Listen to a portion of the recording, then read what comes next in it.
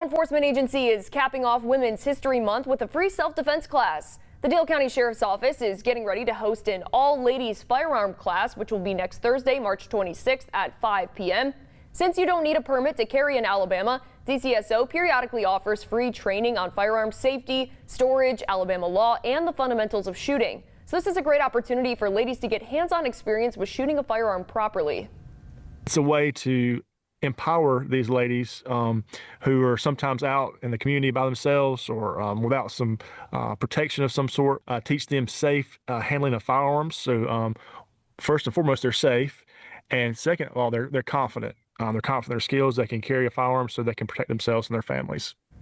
For ladies who are interested in registering, the DCSO phone number is available on their Facebook page. And if spots are already filled up, there will be more in the future you can be on the lookout for.